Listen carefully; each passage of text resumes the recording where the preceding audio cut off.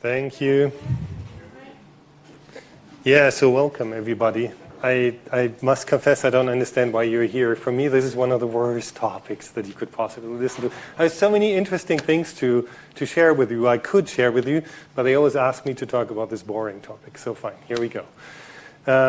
It's your choice. I understand it's hot outside, so you might want to stay here, but the topic is really not as interesting. Somebody mentioned that physicists probably would want to see this presentation, and yeah, that's probably right, but that does still not make it interesting. I can say that's probably right because I have experience with this as a physicist, actually. So I could as well have titled it How to Write Bad Code, but that doesn't sound reasonable for an academic program. And even less, it's really about bugs. That's what it's about.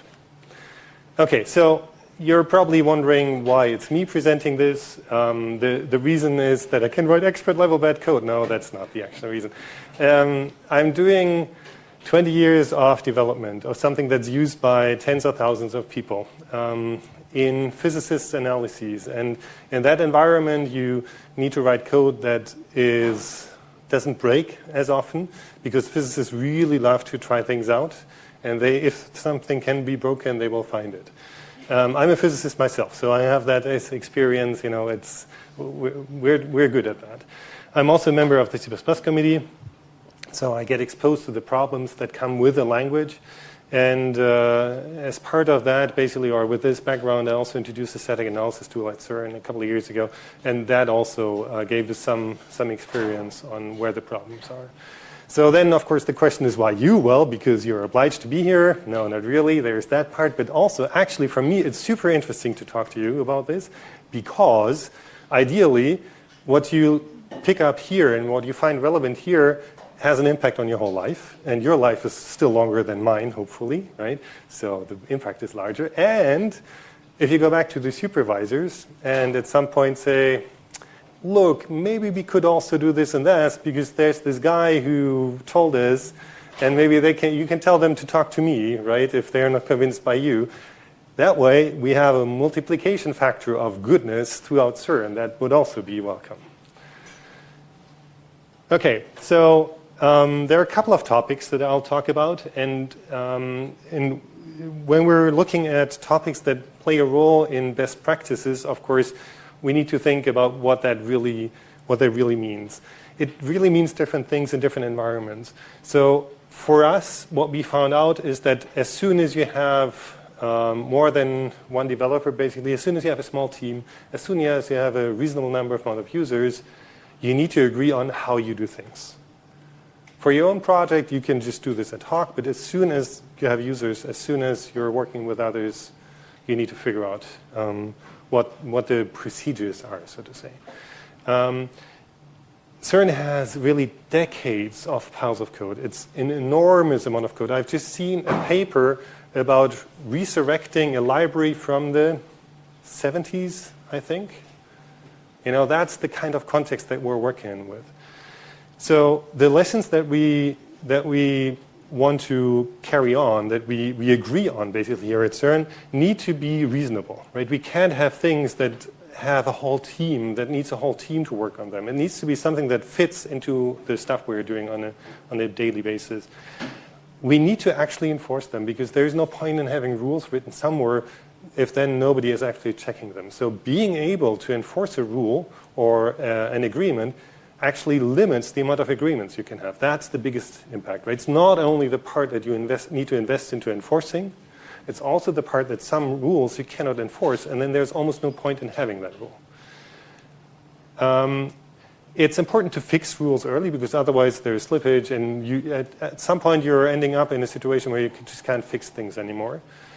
But it's also important to adapt new rules really slowly. It's important to discuss, to expose yourself to new ideas, but then really to be very sort of conservative in changing your rules. Okay, fine. So what are then the best practices? Well, they change, right? The best practices that I find optimal are probably not anybody else's best practices. So don't follow things blindly. Discuss them. It must make sense in your context with your team. But I think defining them publicly really helps, because then if you have somebody else contributing, then they can integrate much quicker. That's something you probably saw yourself, right? When you're working with your supervisors or other students on some project, it's much easier if you have an indication of what you're expected to do, like what should code look like, how much goes into one file, simple things like this, right? So writing these things down is actually a good thing. Okay, so some of the motivations of having this is that you get something that's consistent across the many authors of code. That makes it simpler for you to communicate actually with your fellow coders, right? If they don't need to first jump the hurdle of, I don't really understand what's happening here. This is using, I don't know, some way of formulating code that I'm not used to, these kind of things. And if you have less ambiguities, then that reduces the chances of bugs creeping in because things are hard to understand. Especially in our physics context, there is lots of experimental coding. That's because you actually do sort of part of the brain experiments, the thought experiments while coding. You're discovering things, you're tweaking your algorithms, you're looking at the data. So it's very common to also code this way. But of course, as soon as that becomes a real analysis, you need to do that step towards something that is more sustainable, even for the period of somebody's PhD. That's the typical environment where people write algorithms here. And so at some point, people need to get started with applying also best practices to their code. So that's the intro, basically. Now I'm going to cover some of the areas that we found relevant at CERN.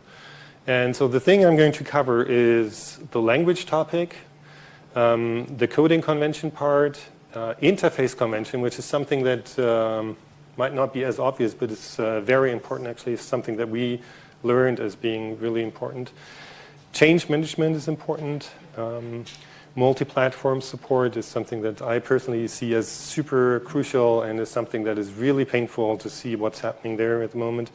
And then the obvious thing, right? Code correctness, functionality, static analysis, performance, everything that we traditionally call tests. So you see, it's boring, right? This is boring stuff, but they asked me to do this, so here I am, and I'm telling you about it. I'm trying to make it as, I don't know, approachable, accessible as possible. So I'm not a best practice superhero. That doesn't, that's not how I earn my money. It's just something that comes from practice, basically, the lessons learned. And I'll focus on C++ out of two reasons. A, because their best practices are very visible, or the lack of them, to put it this way. It's a really complicated language. And the other, because that's my area of expertise, of main expertise. And also, frankly, because at CERN there's lots of C++. So that brings us to language. Obviously, some languages are better than others for a certain job. That's not as obvious, actually. We have many people who are like, yeah, I love Rust, so let me do this in Rust. Fine, but is Rust actually a good language for listening the files in a directory or whatever, right? So you need to think about what is a good match here. There are topics like high performance that matter. Some languages allow you to make a challenge, reduce the challenge to get from the problem statement to the solution. Python is really very nice with that. Reusing available library code is always a good thing, so also that needs to be taken into consideration. For instance, networking, right? You don't want to build your own networking stack. If you want to do some file system operations, maybe Bash is the right thing to do there, right? And then resource management, as in memory, I/O operations, networking, and so on, and inherent security. So here, Rust is a very nice example. So these are things that you might want to consider when choosing a language. There is actually a pattern happening. So for places like CERN, where we have code that's really very, very old, we don't switch languages very often. And when we do, we always want to make sure that we have a chance to at least use some of the core parts of what was already written. Right? We're talking about like 50 or 70 million lines of code of C++ at CERN. So we don't want to rewrite this from scratch. It just doesn't happen. So how do you pick a language that works well with all the code that you already have? And here C++ is a disaster. It's a very complicated language. It's almost impossible to interface with it nicely.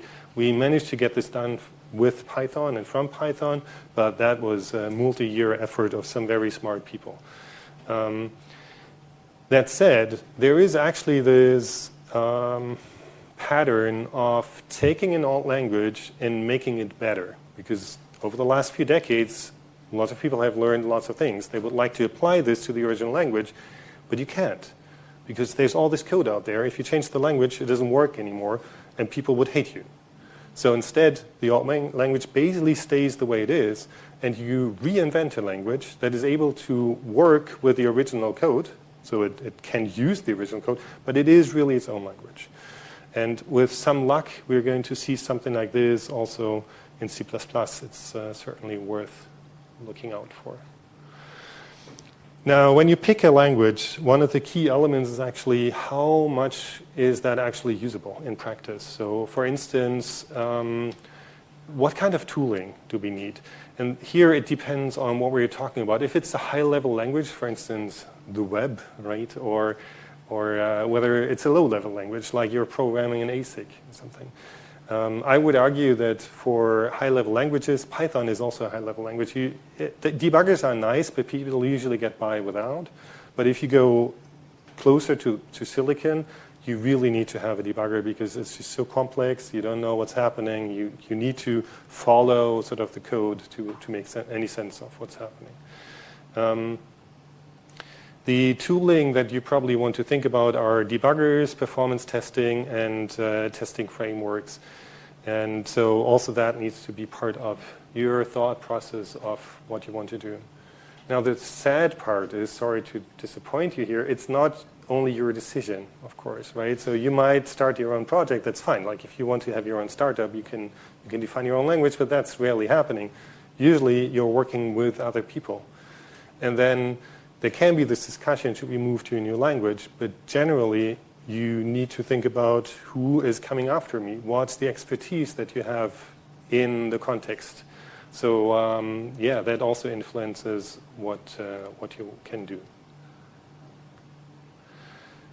Okay, so next topic that I wanted to cover is coding conventions. So just to give you an impression of how important that is, if you look at code like this, and again, snippets from physicists might be just a couple lines of something like this, right? So that they want to show somebody what they are doing just as an indication of the algorithm. So it's really hard to make any sense of this, right? Luckily, these things have names and not I42 and J21. That would be even worse, some cryptic names. Here we guess that func might be a member, a function probably, right? But we don't know whether it's a member function or a data member. Maybe it's a function pointer, right? We don't know where it's coming from. And val could be a local variable declared somewhere inside the same function, which might be hundreds of lines long. No, I've never seen code like this. Or it could be a data member or an enum. We don't know, right? So the context is not clear from this. You don't know where to look for things. And that's why we have coding conventions. So for the project I'm working with, we have some quite archaic thing, but it doesn't matter. Like we have a coding convention. And if people see this, they actually immediately see its root because of this weird coding convention. But they also see that that's a member because it starts with a lowercase f. They also know this is static because there is a G. So they understand context. They know where to look for the declaration of these things. So coding conventions help you because they make code clearer. It's just like that. It's also really important for user friendliness if you have a coherent, consistent coding convention. If people want to get the track from something, it's really nice if within the same area of code, you don't have all these different spellings of the function. Right? It's nice to have a consistent spelling for this. IDEs can certainly help. I was hoping that somebody was raising their arm and say, well, that's what we have IDEs for. I want you to, raise your arm and criticize what I'm doing, because otherwise I need to speak for an hour. I get bored. You get bored. So please raise your arm. Raise your hand. So yeah, IDEs can help, but they don't help in reading code. Right? The IDEs only help when coding. And most of the code, most of the time, is actually read in documentation or on slides even, and so on. So it's really important to make code readable. It's easy, it's obvious. Most of the projects actually use something like that. There are some typical sort of current examples for C++. One thing is called Misera C++. The other one is totally ridiculous, but for some reason it's still, people started using it. Apparently there was a big C++ thing financed by the US, and the first thing they did is have a team work on the coding convention, which in hindsight might actually have been a smart thing to do. That has been published, so now everybody can use it. Both of them are actually absurd for reasonable environments, because they're super specific. They're like, 100 pages or something like that. But they have reasonable ingredients, so you need to pick some reasonable parts of this. Remember when I told you in the beginning that it's useless to have rules that you can't actually enforce? So how do you enforce coding conventions? There are checkers. For C++, that's really non-trivial, because they need to understand what's a function, what's a data member, and so on, right? You can't just parse this, as in like text parsing. You need to actually understand the C++. There are many for C. That's a bit easier. For C++, there are only a few, and even less are open source, but there are open source ones, so that's kind of nice. Clang format is certainly doing a great job. And for Python, there is an obvious one, right? The linters, the usual linters, for instance, so they exist. Basically, nowadays, any language comes with their own coding convention checkers. Okay, so next topic I wanted to cover, and that's probably less obvious, is interfaces.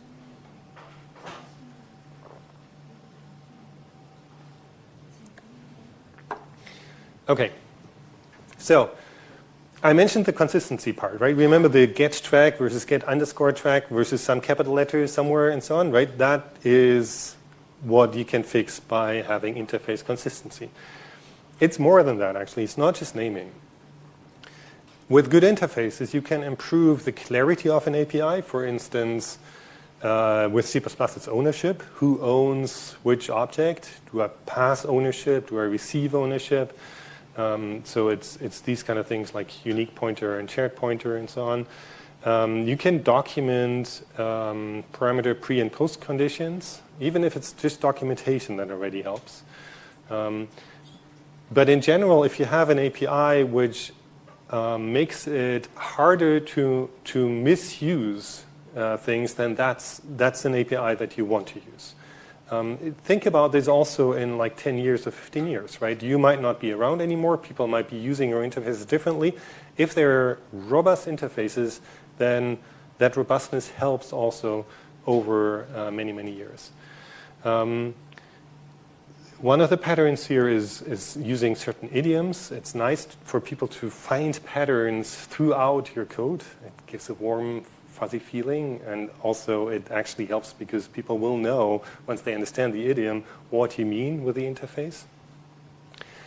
And it's really super important to not surprise your users in that way. So let me see whether the slide is saying what I was intending to say. Right. So sometimes it's nice to have an existing interface and change the meaning just slightly of the interface, because anyway nobody would use it but in this way, or so you think. That's not reality. As soon as you have an interface that does a certain thing, changing what it does is really, really mean. Because people will be using it the way that it was written. Maybe you intended it to behave differently, but that doesn't matter. It's not the intention that people use, it's the code that people use. And so people will be using the way it was written maybe bad, maybe not helpful, but it will be used that way. If you then change the meaning of a function, then people will have broken results. And it's mean because they will not see where this change comes from. There is no compiler error. There is no statement saying, look, you're now getting a different result. None of that. It's just different results, and they need to go through all their code to understand where it's coming from. And it's not even their code. It might be something they use 3 layers deep. So just don't change the meaning of interfaces once they're out. We had a funny case of somebody who was unhappy with their original definition of a function. So it took 2 parameters that were optional, and he was like, nobody's going to use this. And anyway, that doesn't make sense. Like with C++, so the order matters, right? If you I would always take the later parameter. I would state the later parameter, but not the parameter before. So let me just swap the order.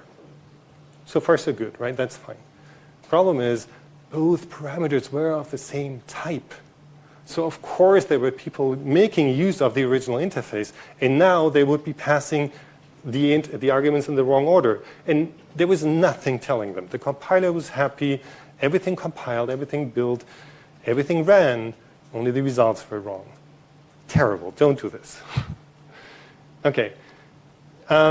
Next topic, which is sort of also connected to the interfaces, is concurrency.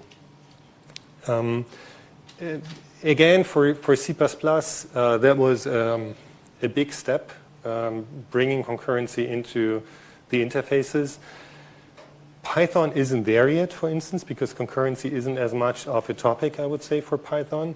So let's see, maybe some of this actually plays a role at some point for Python as well. So what we need to distinguish when it comes to concurrency is code that starts threads itself to basically compute faster, right? So code that is multi-threaded. And that's different from code that supports being called from multiple threads. Not all code allows you to do this. And then there is also the vectorization aspect where you pass multiple values into some function, and it actually calculates these things in larger blocks, providing parallelization like this. Now let's look at thread safety, so the ability of code to be called from multiple threads concurrently. There are different kinds of this, and that's the main topic really for C++. So you can have functions that can be used on the same object in multiple concurrent threads without side effects. So those are thread-safe functions. For instance, you might have a vector, and you can ask for the size of that vector, right? So the vector doesn't change. We have a vector, and multiple threads ask for the size. You can see that that's totally fine, right? You'll get the same answer no matter which thread is asking, no matter how many threads are asking. Then you can have functions that can be used on different objects. So now we're talking about different objects, right? 2 vectors, for instance, in multiple concurrent threads without side effects. So for instance, if they're static, so let's start with this. If you have 2 vectors, you can actually increase the size. You can add elements to these 2 vectors from their respective threads. That's totally fine, right? The 2 vectors don't communicate across the thread boundary. So that's conditionally safe. If there is a global state, for instance, what do we have as global state?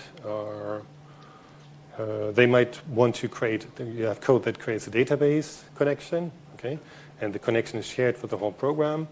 Then the thread that comes first needs to create the database connection, and it needs to make sure that no other thread is trying to do the same thing while it is creating the database connection. So there needs to be some synchronization between the different threads, right? Even if you have multiple objects representing the database, if there is the database creation step that needs to be synchronized, we're calling this conditionally safe.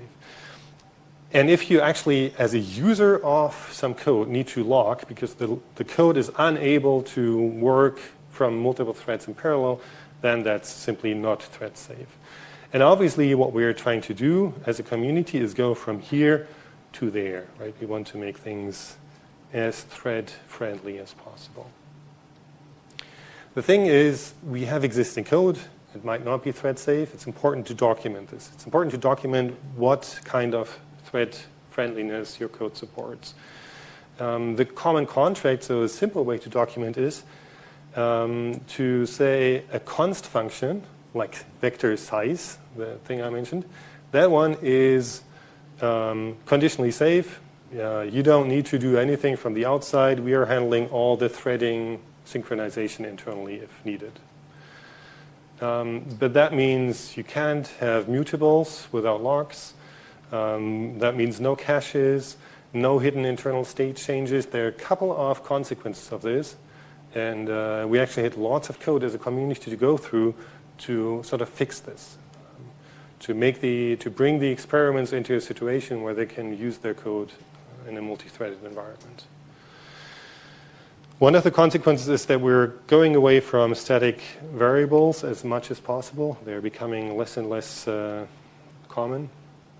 Instead, we're sort of entering the functional world where we're passing all context into the functions. That way, there is no need to synchronize any state. You're just providing it as an argument. Right, so if you look back at the slides I just presented, you're seeing that threading support is to some extent really an interface convention. You can communicate the level of threading support that your code has, plus good design, ideally. C++ and concurrency is evolving. We have const expert, const eval, and const... Somebody else knows? I forgot. There's like this new thing. Fine, so there's yet another one added to this. Stood executor is being discussed. Co-routines might actually become more relevant in our community as well at some point. There's lots of things happening here. And we're currently dealing with something like 16 threads, maybe.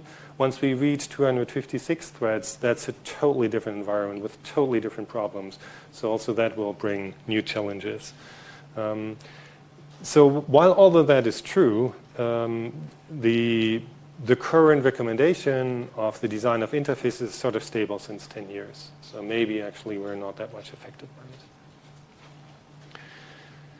The problem is that you can't check any of this. You can run your code and see whether the results are correct, but that's like the worst kind of checking that you can do.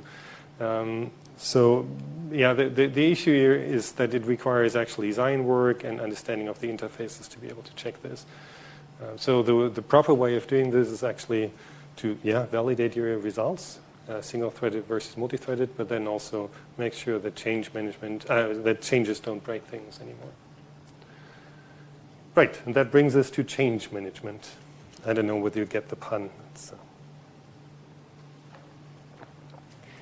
So the idea here is that anytime you change the code, you assume that it was working before, unless it's a bug fix.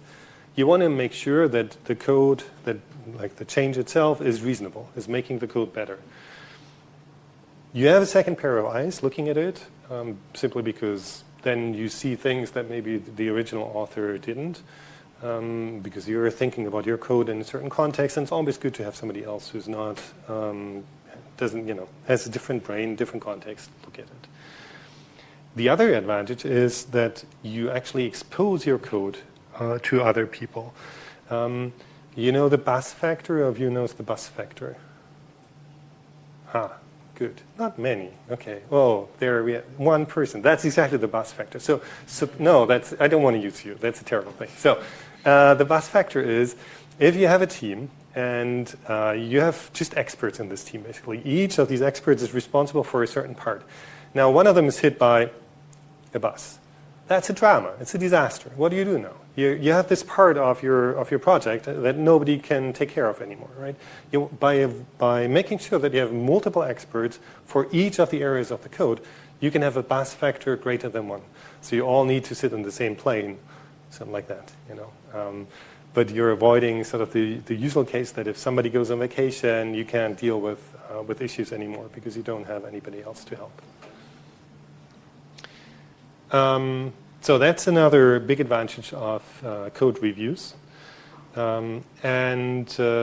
Very often it's actually useful to take somebody explicitly from a different area, maybe from the area that's going to use the code that has been changed, so that you have a different angle at the code change. Nowadays, that's usually pre-publication, so as part of PRs, pull requests, but it's actually fine to also do this post-publication for some cases. It's always a question of how much do you wait for these things. Pre-publication was, in the old days, actually something, we used something called tag collection. So we had multiple areas with small teams each, and then for the release, you would collect a certain version of each of these packages, and then you would make sure that the whole thing builds. And of course, it never built, because if you're the first one to build the whole thing as part of the release, then that's a disaster, right? So we all stopped doing this, I think. Like, that's dead.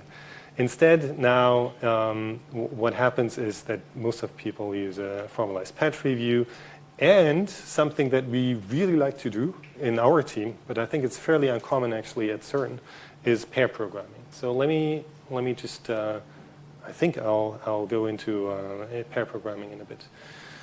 If you do post-publication review, then often it's done just by the package owner. He or she looks at the changes that came in over the last week or so. The issue here is that it might risk the stability of the development branch, the main branch, right? If you merge things just in, then usually things break quite quickly. But for small changes, that's still quite reasonable. So it's really important to be pragmatic, because any review, of course, introduces latency, it slows things down, and for small things like a documentation change, maybe that's not needed.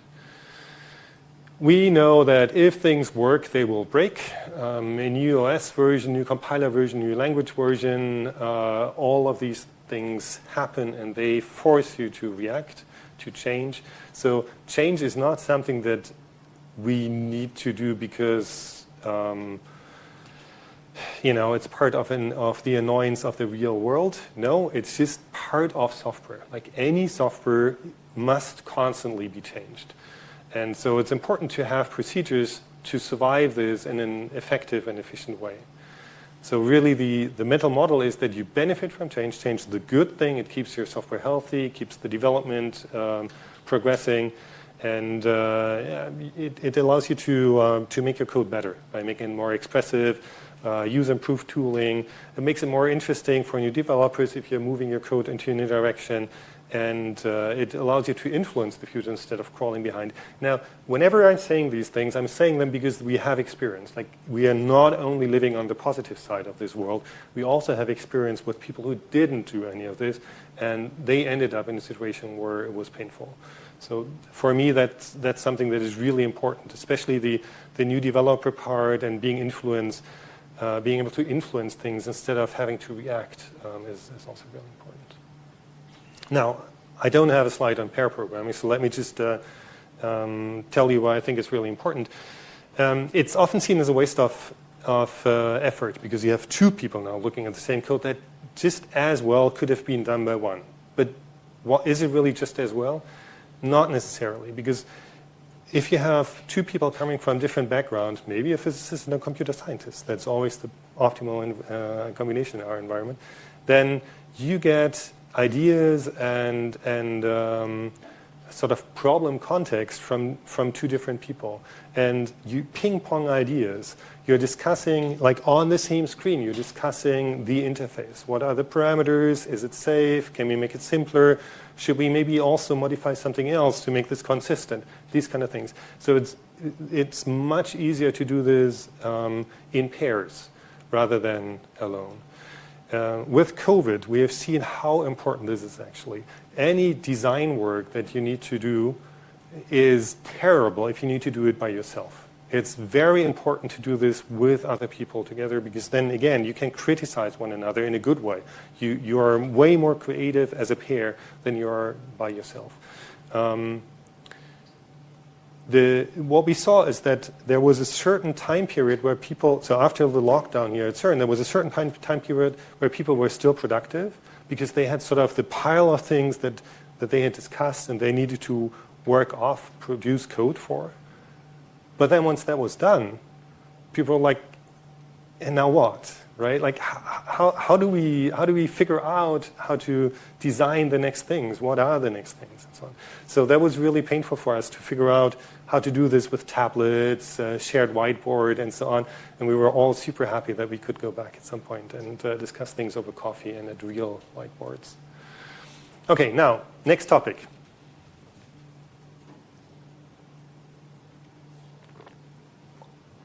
Multi-platform support.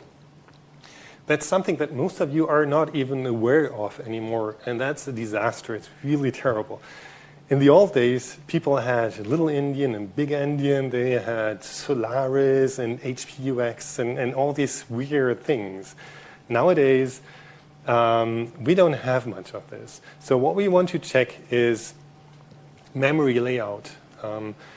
In alignment, for instance, how much does it cost to transfer data locality, and so on. The API of different operating systems are very different. So also there, it's important to be exposed to multiple. Compilers have limited language support and have different comments on code, basically. So also there, having a varied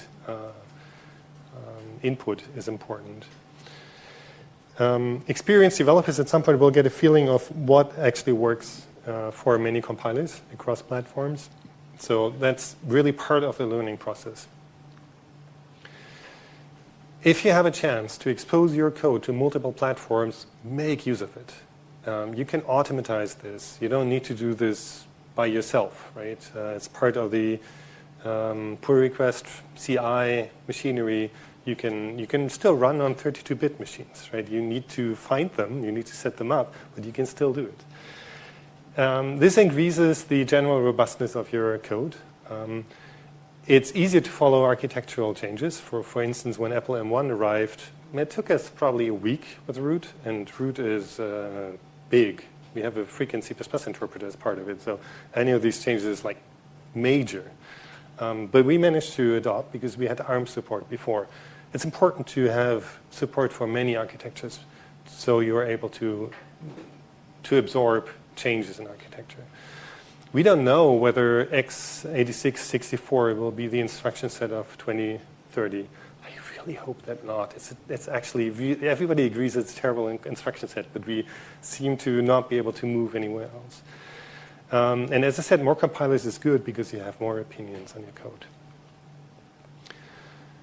How do you enforce this? Well, we already discussed. You can just build on many platforms regularly, basically by running your code correctness tests on multiple platforms. And that brings us to tests, which, as we all know, are completely unnecessary.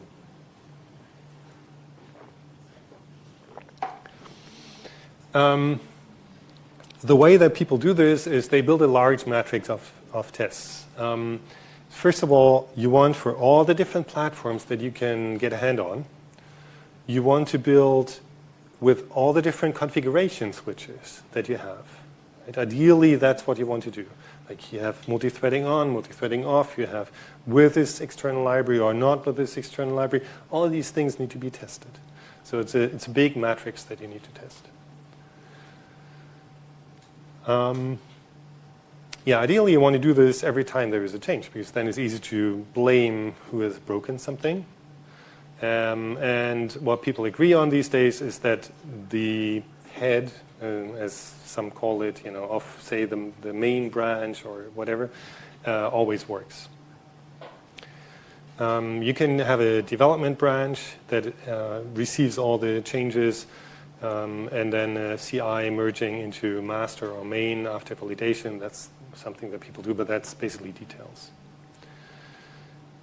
Another aspect which makes this really important actually to use these code correctness tests on a large basis, on a large matrix, is that it makes it much clearer for contributors to see whether they broke something or not. Right? It's welcoming actually for contributors to see that their changes are being checked. And again, from experience, it's equally frustrating for new contributors to see such a large test matrix 100 failures and then be told, yeah, we know. Ugh. Right? So it's also really important to make sure that the tests actually pass. So the way you do this is you build, either based on a build that was done previously, just with the changes that came in, or you do a complete build. You check for all the errors you get on all the platforms. You also want to check for warnings, because that's how compilers tell their opinion about smelly code. Then you run the tests that you have. And then that's something that we're getting more and more used to, is you build binaries from that version. It's really nice for physicists, for instance, to be able to register a problem, have the problem fixed, and then be able to download the fixed version. Of course, this needs automation. My first project leader here at CERN, he was doing this himself. So whenever I changed something, 20 minutes later, he might knock at my door and say, look, on Solaris version, yada, yada, yada, you got now the following warning. Luckily, that's now automatized, and we have tools doing this for us. GitHub Actions is really the thing that most people use here at CERN. We use GitLab, but it's the same thing. Right, all of that is obvious. So then the other part is functionality tests. So once you've done the build, I mentioned the tests. What are the tests that you want to do? Functionality tests, just check whether the software actually works. There are different kinds. There are unit tests, which look at a certain part of the code. There are regression tests where you broke something in the past. You want to make sure that you don't break it again. A, because you've learned that lesson, and B, because that makes users really angry when they're like, dude, you know? So you want to check this. And then integration tests make sure that something you wrote works in a larger context. Also, that is nice. You need rules when to write the tests. For us, the simple rule is whenever you have a new interface, please provide a test with it. You know what the interface is supposed to do. It's an important part of communicating to the other developers what you want this interface to do and whatnot. There is a tool called coverage. You can see how many lines of your code or which lines of your code are actually checked by tests. That helps with understanding why some code is more broken than others. So it allows you to focus where you need to invest more in tests. And then you can use testing libraries. These are the typical ones for C++. There are also several for Python, for instance, that sort of normalize the output, normalize the way tests are written. So this certainly helps. Again, also here, of course, you want to automatize this. Then there are certain topical tests. For C++, memory tests are very important. We talked about threading errors. Also, those things can be checked. For instance, Valgrind is still the go-to tool for memory errors. And for thread errors, actually, vtunes is fantastic when you look at performance issues with threading errors, threading issues, and Valgrind is reasonable for finding bugs. And now we come to one of my favorite topics, which is static analysis. We always, as a community, we always thought that given the massive use of our code, we would find those bugs, right? We basically have virtually bug-free code in the areas where it matters because we have massive data, so we debug in practice. But that's not actually true. As soon as you let, and it was obvious for you, right? But as soon as you let any static checker loose on the code, you see that there are tons of bugs, and people don't notice them. They don't notice them by looking at the results because, fine, they get different results, but how do you know that this different result is wrong, right? So you really need to look at the code, and these static checkers do this in a very specific way. The way they do it is they look at all the possible paths through the code with all the if conditions and so on, and then they tell you whether something just cannot happen or something is not being checked and so on. For instance, using some values after they have been removed from memory, or ifs that just cannot happen, memory errors, all these things can be checked by static analysis checkers. They don't run the code, they just look at the code. So here is an example. I don't want you to do this right now, but you can look at the slides, okay? And if you have an evening where you have 1 hour of boredom or half an hour, I don't know whether that's realistic. I know I was a summer student myself. I know it was fairly unrealistic. But just if, then you could look at this code and you can send me your static analysis result of your brain, like looking at this code. What would you say as being bad? Okay, you can send this to me. You can compile it there if you want, and you can change it and then send me the link of that function, an improved version. And if you can do this, I forgot to change this. Today is Wednesday, right? Yes. So we do it Thursday. Okay. Tomorrow, is that good enough? Tomorrow night, yeah, that's good enough. It doesn't have to be long.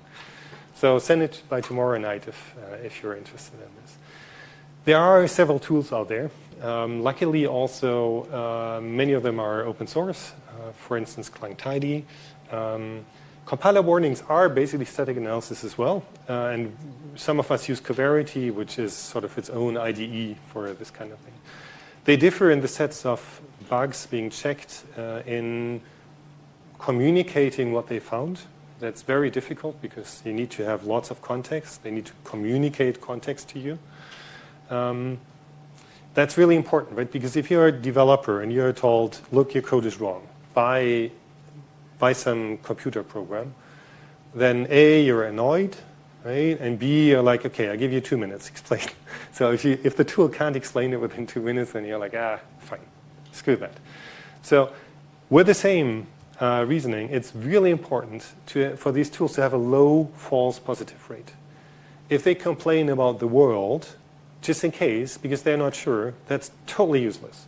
You want tools that are really very precise and that are absolutely certain that what they complain about is a problem. Because only then do you trust the tool as a developer.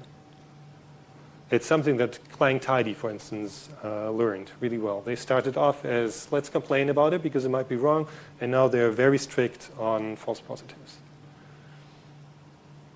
So what we learned is that we cannot replace static analysis by anything else. It really improves code stability. We have actual cases of this. And another thing that, I don't know, I find this good, but a friend of mine was like, it's your fault that we have this tool now? I hate it. Anytime I do a code change, I feel watched. Yeah, that's good. That's what you want. Okay, so then performance tests is another thing that people need to do here. We can have changes that consume more CPU, more RAM, more I/O, more disk space, and all of that matters. With large production computing like we do here at CERN, if we lose 5%, that has a gigantic impact on the computing cost. On the other hand, if we find tricks to save 5%, that's fantastic, right? So we really watch our performance. And it's not just CPU, it's really also I/O. It's network traffic, but it's also storage space, so all these things matter here. But of course, that's not always the same. If you're working on a web front end, then fine, the criteria are very different. We're trying to move this to something that's monitored continuously. It's very difficult to warn on this automatically because there can always be fluctuations, and just because you're using 2% of something doesn't mean that it's bad, right? It might be a good and reasonable and important investment. So again, here having a low false positive rate and doing this automatically is non-trivial. The tools you can use are C groups, massive, and C dash to some extent. So that's the kind of tooling that sort of seems to work. We generally just do this as part of the release baking, where we compare to previous editions, or where we look at the history. That's what we do. We're doing this twice a day, and we look at the history. If we see a jump of memory usage, we're going to dig into the changes that were done. We're going to try to understand whether that's intentional or not. Okay, I would be asleep if I would be listening to me for almost an hour now, so you get a rooster, the atomic rooster, to wake you up, because now we have reached the end. Congratulations. So I'll tell you a little bit about the current challenges, what we're currently trying to deal with. For instance, massive multi-threading. We are actually now dealing with machines that have 128, I don't know, threads, hardware threads. So having code that runs there that behaves in the same way is a real challenge. It's lots of fun, but it also means we need to redesign, we need to rethink how things are being used. So that's something that we as a community are currently tackling. As part of that, maybe there is this data-oriented programming. In the past, you would be handing references around, you would be thinking of resources as this global thing that multiple people talk to, right? But that's changing now. Nowadays, you're trying to keep data really local and compact. It can still be large, but you want to have the impression that you're moving the data around. One of the things is that it's really the coding interface layer, right? So one of the advantages here is that you can move data to the GPU and your code sort of stays the same. So you have this abstraction that gives you the impression that you're working with values as a layer rather than dealing with the pointers and so on in the user code. There is the evolution of C++ standards. There's lots of things happening, and we need to see what of that is relevant, what of that is too overwhelming for our users. And then something that we really want to achieve is that basically any tool we need in our environment should be open source. And there, Clang had a huge impact. So now to conclude, I think you saw that writing good code is an art by itself. It really is a complex thing, and there are many things that are worth discussing and thinking about.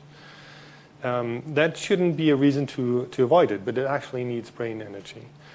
And you need to find a compromise between coding productivity and control, right? It's also important to understand that if you have a CI that takes 24 hours to give you the result whether something works or not, that slows people down. Using the right tool certainly pays off. The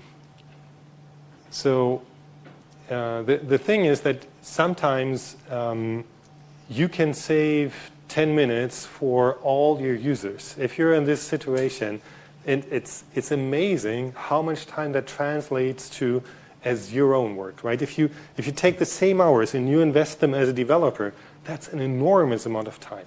So just think of this balance. Like, is it worth for me to invest an hour into making this interface clean? Yes. If there are 10,000 users using it, they will benefit from this. There's a lot of time that is saved in total. The other aspect, users will trust your software more. That's really important. It's what keeps your users happy, and that's how investing in high quality convinces people that they can trust. Okay, so when we are done here, what can you do? Well, you can go out. You can discuss with your teams. Do we have the right tools? Are we actually looking at the quality of our code? What are the mechanisms that your team is using? Try to understand the mechanics behind this, and then think about it and maybe discuss whether they're open for some improvements there. You really want to cover all the aspects. You want to cover runtime and performance tests. You want to cover static analysis. None of this is optional, right? Automation is really important. If you have somebody saying, yeah, I always do this, like before the release or so, that's tricky. You really want to have most of this as automatic as possible.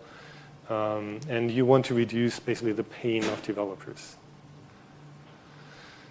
And with that, I wish you a wonderful sunny day. We'll have a round of discussion first, and go out and write better code, please.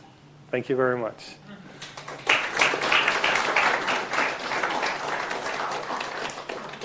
So are there any questions, or are there things that you don't agree with, things you would like to discuss?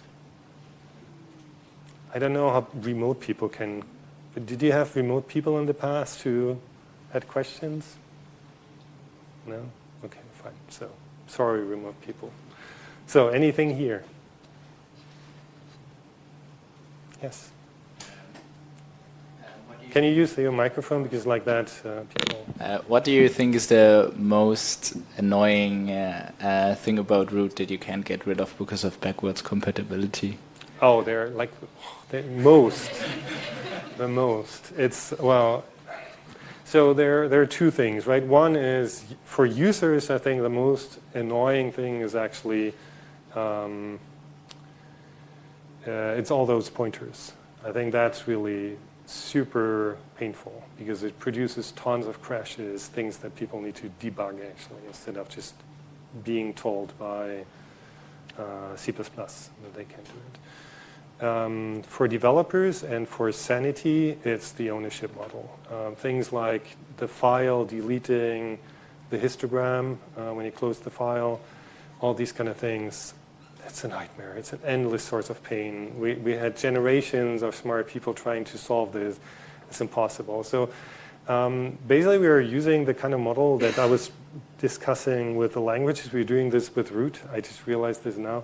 We're creating a happier, new version of Root for many of the parts. So for instance, T3, that many of you probably know, we're working on a succession to that, something that is way faster, smaller, and that does not use the old patterns. We have a new set of patterns, a new set of interface guidelines that makes people happy. Does that answer it? And we had another question behind you. Hi.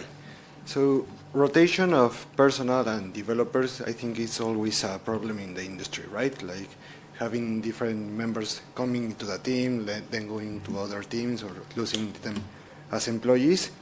And I think it's especially here in CERN, because you have very temporal contracts that only last about 2 months, 6 months, or 5 years at most for most of the employees here that are students. So are there any lessons learned from this highly rotation environment? Yeah, it's a great question. So I think where CERN is special is actually not with the temporary part. That's very common. Where CERN is special is that we have the privilege to have super long-term contracts, right? I think it's not a problem that we have churn, right? That we have people come in and go out. I think that's actually really fantastic, because it allows us to have lots of people who are like, well, that makes no sense, don't do this. Yeah, right? That's exactly what you want. You want lots of that kind of, I know that's... managing the knowledge of the projects, yes. Right, I'm getting to this. Yep. So for me, it's very important that you have this input, this constant input of new ideas and basically demands for changes, also from the development teams. If you have only especially if it's the core of a project, which is people who are there for 30 years, they know they're there for 30 years until retirement, that has a very different atmosphere. So it's very difficult to juggle this. Okay. Now, if you juggle this right, in my point of view, now we're talking not about best practices, but about project management actually. So if you manage to have a project set up where both the young people with their ideas are super important for the project, and the experts who have sort of the expertise over decades, but both contribute equally, both are equally important, then actually it becomes naturally part of the process that you exchange expertise, that you integrate some of the knowledge that arise with the young experts, you integrate that into the longer term part of the project. Does that answer it? Or? Yes, so it's a matter of like opening communication channels between the new people and the expertise. It's way more. It's opening minds. Okay. Because, I mean, I'm getting into that age, right? Look at the hair. At some point you're like, that's new again. I need to learn something again. Come on, I've learned enough in my life. Like, no, you've never learned enough in your life, right? This goes on, and it's totally fine. It's part of being here at CERN that we always find out new things. And once people are in that state of mind, it's much easier for them to absorb changes, new ideas, and question the foundation, basically, of what they were used to for the last 10, 15 years. Yeah? Okay, thank you. Any other comments or questions? Yes. And you talked about the shift towards more data-oriented programming, and I mean that also comes with the towards more. You talked about the more data-oriented Yes. programming, and also the shift to massive multithreading. So, what would be sort of the questions you would ask yourself in the design process of a more data-oriented solution, or like what's so the lessons learned about that? Yeah, excellent question. I don't know. Do I have an answer to this? Part of the problem is that we don't know of a good abstraction yet between CPU, GPU, accelerators in general, and so on. I think much of the answer to your question actually would come from knowing what that abstraction looks like. There is something called SYCL. I don't know who's heard about this. It's trying to be a language that is sort of close to C++, where you can run the code on the GPU or on the CPU, and you can also move data around. Here, data is abstracted away. Like, you don't need to think about where it is and what the layout is and so on. I think that's sort of part of the story, but I think it's more. And in the past, you were always thinking functionality-centric, like the good old car object-oriented thing, right? You can open a door, you can start the car, and so on. That's not the way we think anymore. We're thinking about, okay, I have this vector of tracks, which is actually a vector of charge, a vector of PT and whatnot, right? And then how do I process this? So we are thinking way more columnar, and we're thinking about not moving small parts of data around, but really working on large chunks of data. I think that is a change. I don't really see this arriving at the languages yet, though, and that's a problem. When we have NumPy, NumPy arrays and stuff like this, we have in C++. I don't know. We're working on columns of arrays and so on, but that's something that's missing. I would hope that at some point we have a better answer to your question, actually. Anything else? Yes. Well, it's more like a kind of personal question, but there is always, I would say, like language ambassadors that are trying to convince people to start learning one language or another. As you said at the beginning of the presentation, the choice of language should be motivated by the job you want to achieve or to do. But I was wondering, if you were to learn a new programming language, which one would it be? Or which programming language would you recommend to start learning, let's say, right now? Right. So I think you have no excuse. Like, you should know all the relevant languages, right? That's a given in my point of view. But those that, in our context, we should probably focus on at the moment, they are not super new. Sorry, we are lagging behind because we need tooling. We can't deal with new languages because we need to use them in production. We need to have tooling around. Certainly Julia. Julia is super nice. So that's for scientific computing, basically. And then Rust. Rust is an amazing language. I'd love us to be able to use it more, but we can't. But then why not also get involved with things like Carbon, the language I just mentioned. That's an effort to come up with a succession to C++. Just started basically recently by a couple of the key C++ people. It's super new. Like, they don't even have 0.1 out of this language. Get involved. I mean, if you know languages, you know what you need, what would make a language safer and saner. So get involved there as well. Yeah. Yes. And to touch on that a little bit, I think that that's one of those paradigms that we start to learn in school as software engineers, is that programming languages are nothing more than a set of tools in your toolbox, and understanding when to use the right tools is somewhat integral to that good programming paradigm.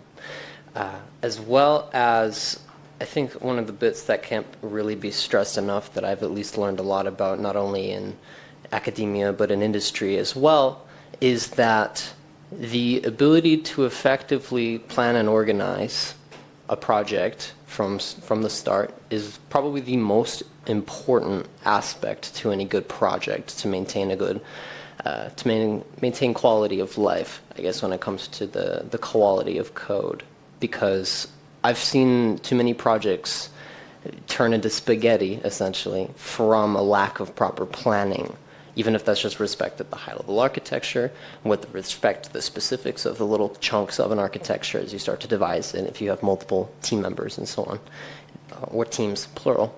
I think that that's something that doesn't get stressed enough, is that if you effectively think through the code, or not even code, just the application you're writing or the service you're writing, to effectively plan and just effectively plan it, excuse me, that is the primary focus, I think, or at least it's something that's not focused enough on in academia, let alone in an industry context. And it's taken me a while to get there, but I just wanted to stress that. Okay, so you're saying when you start a new project, invest in best practices and agree on oh, correct. That's like, that should be a given. Okay. Mm-hmm.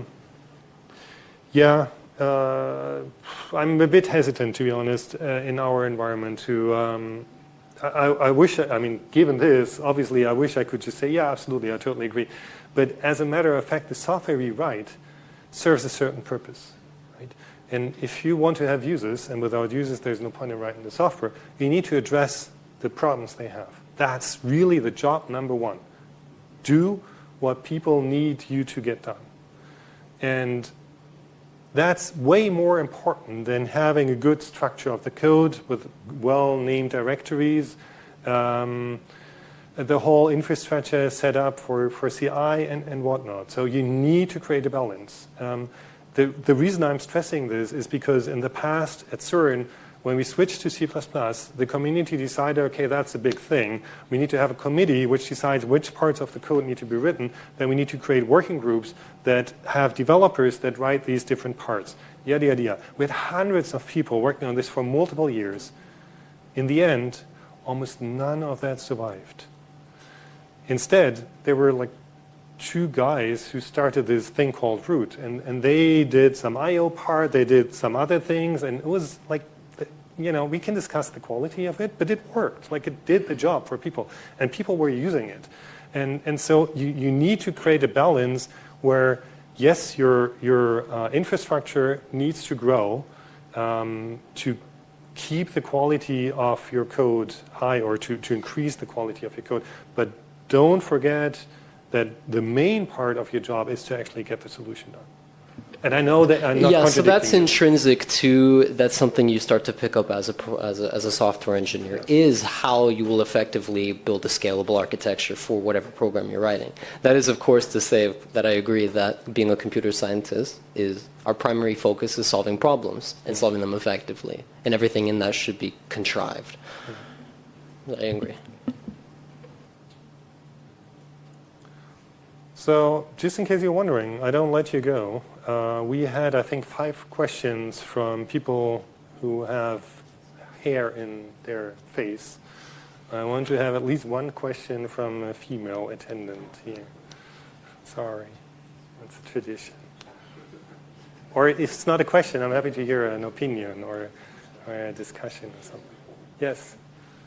I have a question, but it's more about programming itself. Like, I'm right now doing software development, and I'm watching a lot of code.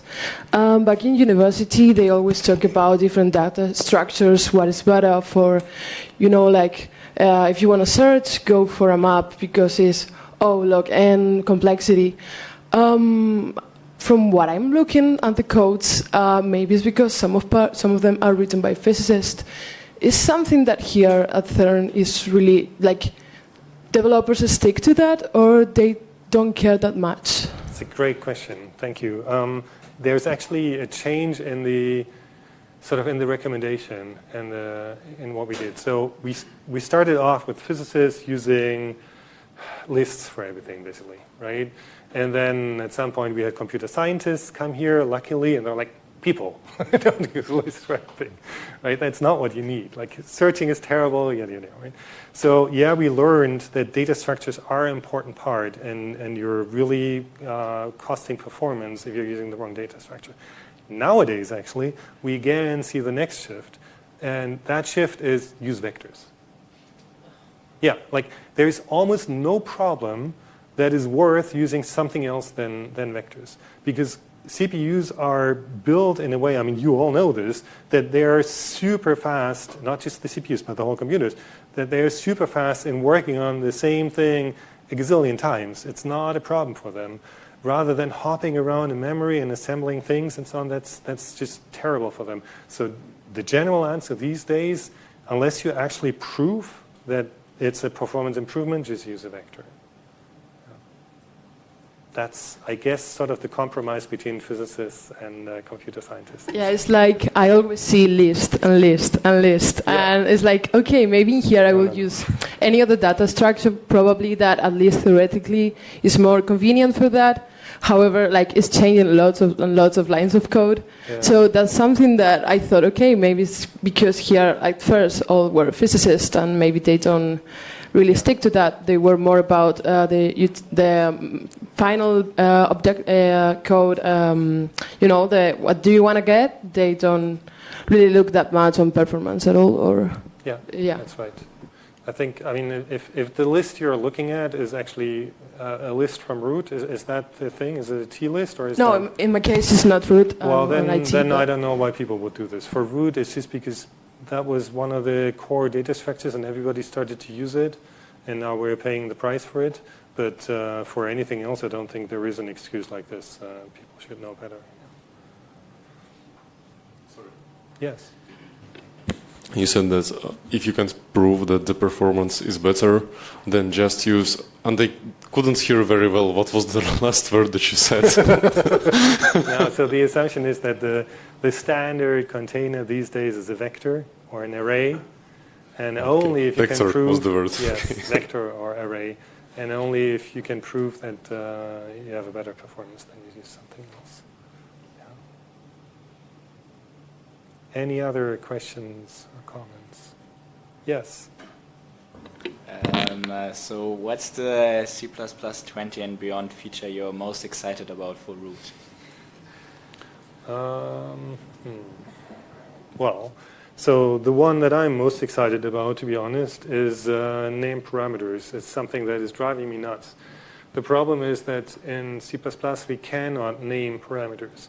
And so we need to leave, when you call a function, we need to leave a comment with each of the parameters to say what the parameter means, because it's not always obvious, right? Especially in our numerical environment where we put 0.7 or whatever.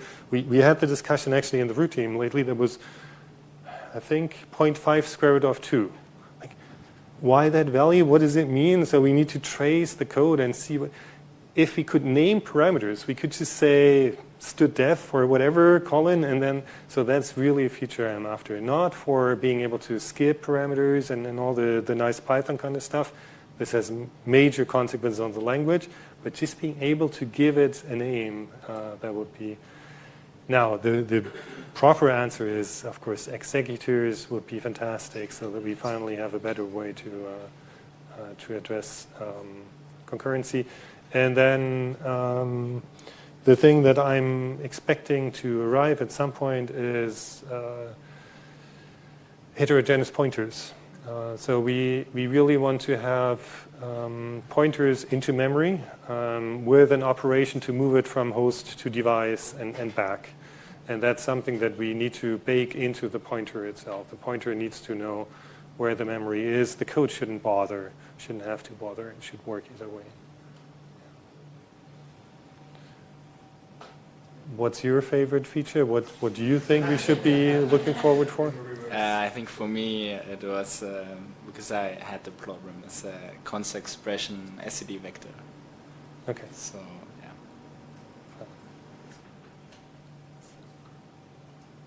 Okay, anything else?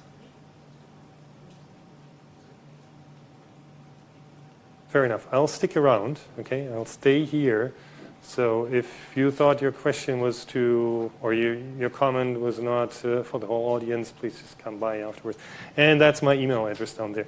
And don't claim that's complicated, right? Oh, I forgot, I didn't know. So that's not an excuse. Okay, thank you very much for coming by. I hope you enjoyed it at least a little bit. Sorry for the dry topic, and enjoy the weather outside.